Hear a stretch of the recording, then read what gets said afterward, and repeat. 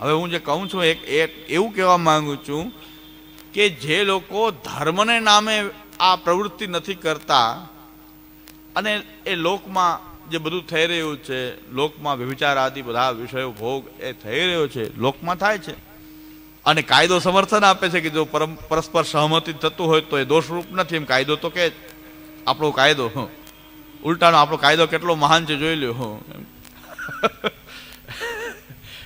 કે જે અનૈતિક વાત છે એને કાયદો સમર્થન આપે છે. હવે આમાં કાયદો સારો કે નૈતિકતા ક્યાં રહી હવે એ સમજાય નહીં. હા, આપણો ભારતનો કાયદો કેમ કહી રહ્યો છે કે પરસ્પર સહમતિથી જો થતું હોય, 18 વર્ષથી ઉપરના હોય બંને, અને પરસ્પર સહમતિથી જો એ વ્યભિચાર કરતા હોય તો તમે કાયદેસર રીતે કોઈ પણ રીતે ગુનો થતો નથી. એડલ્ટરી હવે ગુનો નથી. પણ પાછું કાયદો એ વિચિત્ર વાતો કરે છે. આપણા કાયદાની વાતો પણ બહુ આટીઘૂટી વાળી વાતો છે. કાયદો પાછો એમ કે છે કે ડાયવોર્સનું પાછું કારણ બની શકે, એના આધારે તમે ડાયવોર્સ માંગી શકો, પણ સાથે રહેતા હો તો એકબીજાને અટકાવી ન શકો, પણ ડાયવોર્સ માંગી શકો. કે તમે આ એક ડાયવોર્સનું ગ્રાઉન્ડ છે એડલ્ટરી, પણ કાયદેસર તમે એને ગુનો બનાવી શકો, તમે ગુનો આ કરે છે એવી ફરિયાદ લઈને જઈ શકો નહીં જો પરસ્પર સહમતિથી વ્યભિચાર થતો હોય તો. આ આપણા કાયદાની, કારણ કાયદા રચવાવાળા કેવા બેઠા છે એ જોવાની ખૂબી છે. પાર્લામેન્ટ જોઈએ તો ખબર પડે કે આ બધા કાયદો બનાવે છે. કાયદો બનાવવાળાની દ્રષ્ટિ જોઈએ આપણે, પાર્લામેન્ટને જોઈએ તો ખબર પડે કે લાઈવ પ્રસારણ થાય છે પાર્લામેન્ટમાં. આપણને એમ થાય કે આ બધા કાયદો બનાવશે તો હવે શું થશે, શું આગળ શું થશે, કે નવા નવા કાયદા તો બનશે. બનાવવાવાળા આ લોકો છે. એટલે ખાસ એકવાર પાર્લામેન્ટનું જોઈ લેવું જોઈએ બધાએ, લાઈવ ટેલિકાસ્ટ. કાયદા આ લોકો બનાવે છે બધા ભેગા થઈ.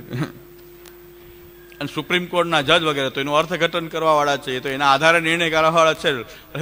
ને આમ બનાવવાળા કે સુપ્રીમ કોર્ટના જે જજીસ હોય એના કરતાં વધારે બુદ્ધિમાનો હોવા જોઈએ ને. તો આપણે પાર્લામેન્ટમાં જોઈએ તો આપણને ખબર પડે કે આ બનાવે છે ને આ એમની નીચે પાલન કરે છે કાયદાઓના જજીસ લોકો, જે એકદમ વિદ્વાન હોય છે. પણ એ લોકોને અનુસરણ કોનું કરવાનું છે? સત્સુ પાપાનું વર્તીશું. મહાપ્રભુ કહે છે કે પાપીઓનો, જે મહાન પુરુષો છે જે પાપીઓનું અનુસરણ કરે છે, એવી પરિસ્થિતિ આવી છે. કાયદા બનાવે છે આ લોકો. તો આગળ હજી શું થશે કાંઈ નક્કી નથી. પણ જે અનૈતિક વાતો છે ને કાયદાએ સમર્થિત કરી દીધું કે અનીતિ ગણાતી હતી અત્યાર સુધી. કાયદો એમ કે છે કે એ છૂટ છે. જેમ કે ભ્રષ્ટાચાર એ શિષ્ટાચાર છે. આગળ જતા એવો કાયદો થશે કે 20% કોઈ માંગતું હોય, કોઈ પણ કાર્યના કોઈ 20% સુધી માંગતું હોય તો એ જે ભ્રષ્ટાચાર છે, લાંચ છે, લાંચ ન ગણવી અને આપી દેવું કાયદેસર, એનો અધિકાર છે. કોઈ પણ 20% 25% કરી જ દેવા. કોઈ પણ એક ડીલ કરવું હોય તો આટલા પૈસા માંગે ત્યાં સુધી એ છૂટ આપી દેશે પાર્લામેન્ટ કોકવાર, કે ભાઈ ભ્રષ્ટાચાર તો હવે શિષ્ટાચાર બનાવી દેવાને. તો આ કલિકાલમાં આવું બધું થતું જ રહેશે, થતું જ રહે છે. શ્રી મહાપ્રભુજી પણ આપણને આ કલિકાલમાં પણ એક વસ્તુ સ્પષ્ટ રૂપે આપણને પ્રાપ્ત થાય છે કે ભગવદીઓમાં પણ કોણ ભગવદી છે ખબર ન પડે. ભગવદી સંઘની મહિમા પાછી બહુ બતાવેલી છે કે વિના ભક્ત પ્રસંગે સદગુરુ હો કૃપયા વિના, એ વિના ભાગવત શાસ્ત્રેણ હરિ ભક્તિ કથમ ભવેત. સાચી વાત છે, વિના ભક્ત પ્રસંગે. પણ ભક્ત તો હોવા જોઈએ પહેલા. ભક્ત છે કે એનો નિર્ણય તો થવો જોઈએ, એ થતો નથી. તો મહાપ્રભુજી કહે છે કથા તમે પોતે કરો. તમે આ ભગવાનની કથા એ પોતે કરો. તો કથા, સતત કથા કરવાથી 5 ફલ પ્રકટ થાય છે. એ 5 ફલ કેટલા અલૌકિક અને દિવ્ય છે. એ ખાલી કથાના ફલ છે. ભગવાનની કથા એ આપણે પોતે કરીએ, ભગવદીય સંગ ન હોય તો પણ પોતે કથામાં પ્રવૃત્ત થઈએ તો કથા 5 ફલ આપનારી છે. એમાં પ્રથમ ફલ છે કે અરુચિ દૂર થવી. આપણને લૌકિક વાતો કરીએ તો આપણા કલાકો વીતી જાય, આપણને જરાય શ્રમ ન થાય. પણ જો ભગવત ચર્ચા કરીએ કે પુસ્તક વાંચવાનું કહીએ તો ઝુકાવવા માંડે, રુચિ ન થાય, ગમતું નથી એવું થાય. તો મહાપ્રભુજી કહે એવું થાય છે, કાંઈ વાંધો નહીં, કારણ કે હજારો વર્ષોથી આપણે આ કર્યું નથી અને આ વિષય ભોગના ચક્રમાં ફસાયેલા છે. તો હજારો વર્ષોની આપણા બધા સંસ્કારો આપણી અંદર પડેલા છે. 10-20 વર્ષની ટેવે જો આપણને જાતી ન હોય, કોઈને તમાકુની પડી ગઈ, કોઈને ચા ની પડી ગઈ, પણ એ કંઈક ટેવ પડી ગઈ, 10-20-50 વર્ષની ટેવ છે, એ નીકળતી નથી. તો હજારો વર્ષોના જે સંસ્કાર આપણી અંદર જે પડ્યા છે એ તો કેવી રીતે દૂર થાય? તો મહાપ્રભુજી વિચાર કરે છે કે ભાઈ એવું નથી કે તમે કંઈ ભક્ત નથી કે ભક્ત નહીં થઈ શકો, એવું નથી.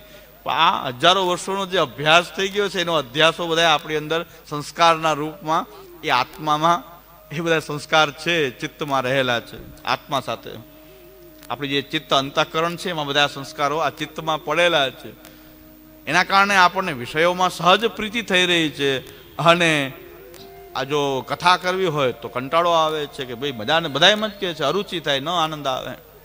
તો શું મહાપ્રભુજી કહે છે કે તમે 5 મિનિટ, 10 મિનિટ, 20 મિનિટથી પણ પ્રારંભ તો થઈ શકે.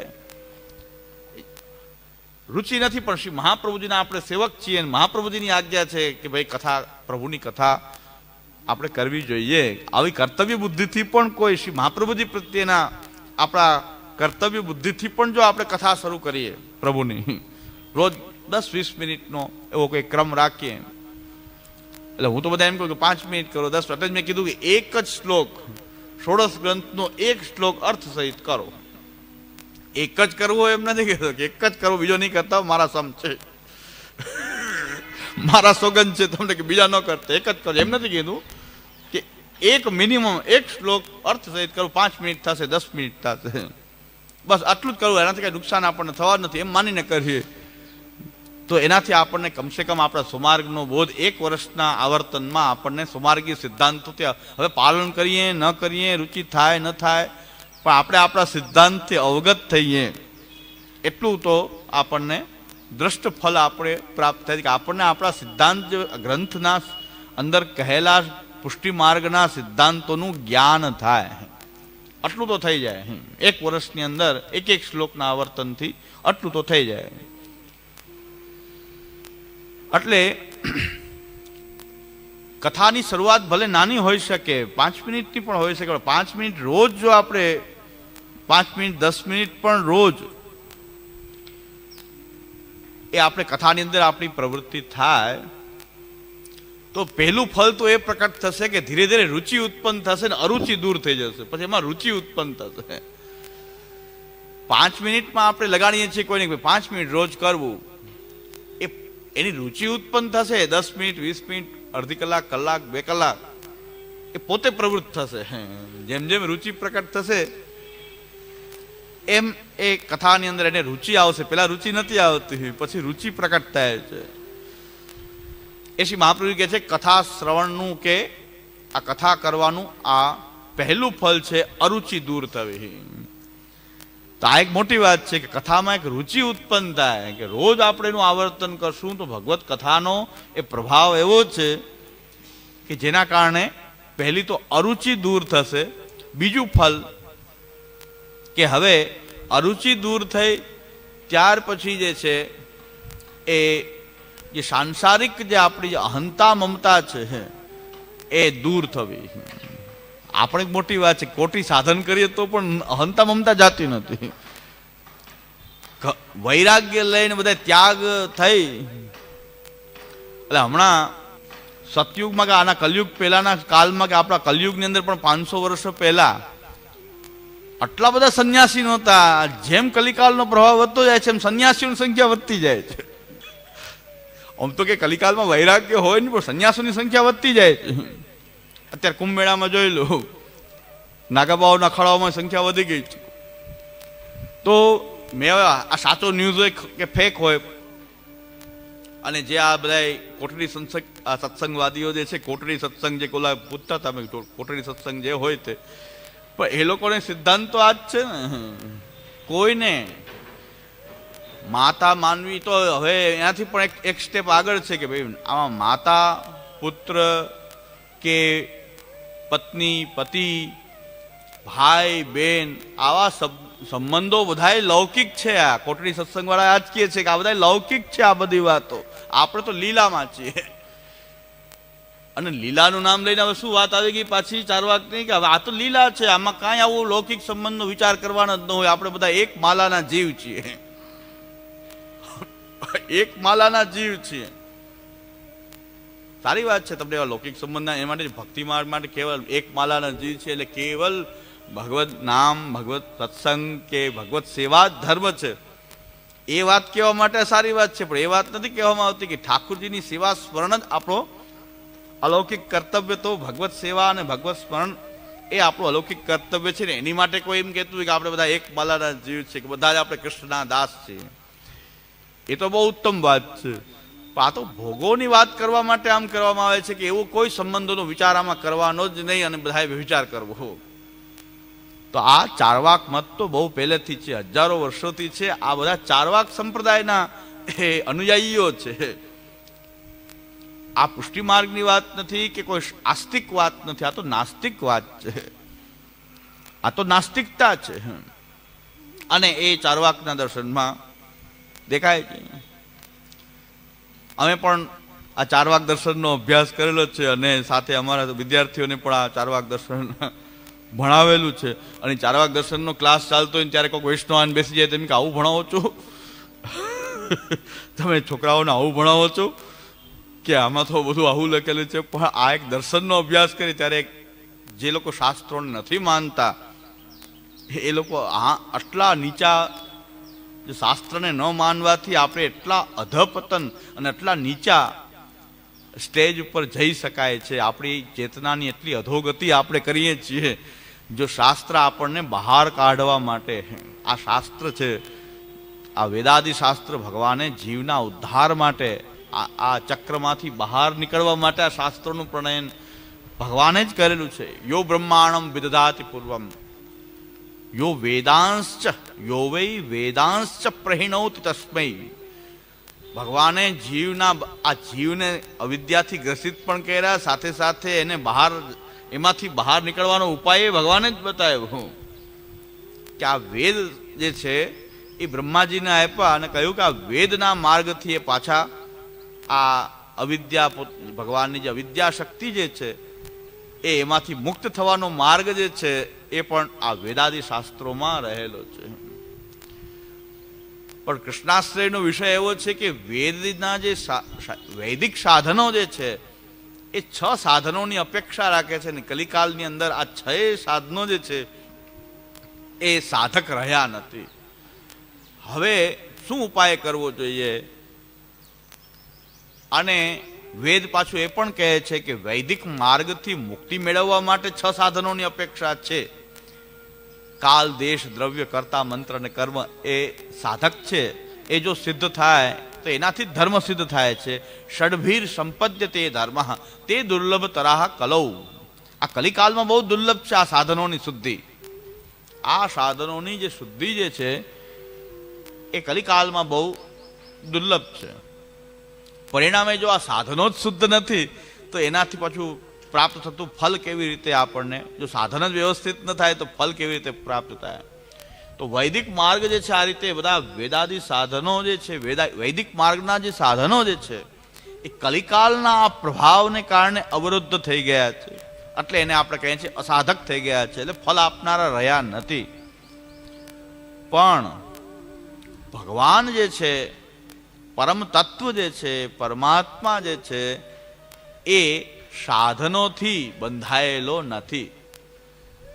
એ સાધનોથી બંધાયેલો નથી કે સાધનના આધારે જ ફલદાન કરે. એ શ્રી મહાપ્રભુજી આગળ બતાવે છે કે અજા મિલાદિ દોષાણામ નાશકોનું ભવે સ્થિત જ્ઞાપિતા અખિલ મહાત્મ્ય. કૃષ્ણ એવ ગતિમાં અજામિલ જેવા દુષ્ટને પણ ભગવાન પોતાના નામ, જે પુત્ર માટે લેવાયેલું છે નામ, એના દ્વારા મુક્તિ આપવા માટે એ સમર્થ છે. તો એવા સમર્થ પ્રભુનો આશ્રય કરવો જ આ કલિકાલમાં એક ઉપાય છે. એ નિરૂપણ શ્રી મહાપ્રભુજી શ્રી કૃષ્ણાશ્રય, બહુ મોટી કૃપા છે શ્રી મહાપ્રભુજીની કે ભાઈ આપણે બધા નિરાશ થઈ જાય કલિકાલનો આવો પ્રભાવ જોઈને. કલિકાલનો પ્રભાવ આપણે જોઈ જ રહ્યા છીએ. હા, અહીં જ આપણે જોઈ રહ્યા છીએ. એટલામાં જ આપણે અનુભવ કરીએ તો કલિકાલનો પ્રભાવનો આ બધો અનુભવ કરી રહ્યા છીએ કે જે આ બધી કાલે વાત કરી દીધી એ કરવી બહુ જરૂરી છે. અનુકૂળ સંકલ્પ પ્રતિકૂળ વિસર્જનમ. અને શ્રી મહાપ્રભુજીને પણ એવું લાગ્યું છે, એટલે મહાપ્રભુજી પહેલા એમ કહે છે કે આ બધું નષ્ટ થઈ ગયું છે, તો મહાપ્રભુજી પણ આજ્ઞા કરે છે, સર્વ માર્ગેષુ નષ્ટેષુ કલૌ ચ ખલ ધર્મિણી પાષંડ પ્રચુરે લોકે કૃષ્ણ એવ ગતિ. એકદમ સત્ય વાત શ્રી મહાપ્રભુજી આપણને બતાવે છે, અને એ આપણે જોઈ રહ્યા છીએ. આને આપણે પ્રેક્ટિકલ અનુભવ કરી શકીએ છીએ. અત્યારની પરિસ્થિતિમાં આ બધી જ કૃષ્ણાશ્રયની જે વાતો જે છે, મહાપ્રભુજી કહે છે કૃષ્ણ એવ ગતિર્મમ, આ કૃષ્ણની સિવાય બીજી કોઈ ગતિ જ નથી. શ્રી કૃષ્ણ સિવાય કોઈ રક્ષક છે જ નહીં. એ પરિસ્થિતિનું નિર્માણ એ થયું છે. ધર્મગુરુઓ પણ કેવા થઈ ગયા છે એ પણ શ્રી મહાપ્રભુજી કહે છે, અહંકાર વિમૂઢેષુ સત્સુ પાપાનુવર્તિષુ લાભ પૂજાર્થ યત્તેષુ કૃષ્ણ એવ ગતિર્મમ. ધર્મની રક્ષા કરવી, ધર્મ માર્ગે ચલાવવા, કોઈને અધર્મ કરતો હોય તો રોકવું, એ તો બધા ધર્માચાર્યનું કામ હતું. પણ ધર્માચાર્ય પોતે અહંકાર વિમૂઢેષુ, એ પોતે આમાં લાગી ગયા છે. અને જ્યાં કોટડી સત્સંગ કરતા હોય તો એને ધર્મગુરુ આવીને એમ કે આ ભગવદી છે તમારા વિસ્તારના, આનો સંગ કરજો બધા. આ 84 ને 252 તુલ્ય છે એમ કરીને ઉપણે ઉડાડી દે. પછી હવે શું કરવું? તો સ્ટેમ્પ લાગી ગયો આમાં. તો જે લોકો ખરાબ કામ કરી રહ્યા છે એનું સન્માન કરી દે. કોઈ વલ્લભ વંશજ આવીને સન્માન કરી દે કે ભાઈ આ કોટડી સત્સંગ ચલાવનારા જે છે એ આ તમારા એરિયાના પરમ ભગવદી છે, તો આ ભગવદીનો સંગ કરવો. તો આ ભગવદીનો સંગ કરવો એમ કરીને ઉપણો ઢાળે, વૈષ્ણવ રત્ન તરીકે સન્માનિત કરી દે, એક સન્માન પત્ર આપી દે, વૈષ્ણવ રત્ન છે આ. તો હવે શું કરવું? હવે તો બધા જો આ ધર્મગુરુમાં વિશ્વાસ રાખશે તો બધા એમ જ ફસાવાના, કારણ કે એ તો એમ કહે છે કે આ ભગવદી છે. તો શું થઈ ગયું? હવે ક્યાં જવું? જેને રોકવાનું કામ હતું એ તો ઉલટાને ફસાવી રહ્યા છે. તો કૃષ્ણ એવ ગતિર્મમ. વાત એ જ આવી, હવે કૃષ્ણ સિવાય કોણ બચાવનારું છે? રક્ષક તો એક ભગવાન જ છે. કૃષ્ણ એવ. આ એકદમ પ્રેક્ટિકલ વાત છે કે અત્યારે આપણે જોઈ રહ્યા છીએ, આ જાણી રહ્યા છીએ. કૃષ્ણ એવ ગતિર્મમ સિવાય કોઈ ઉપાય નથી.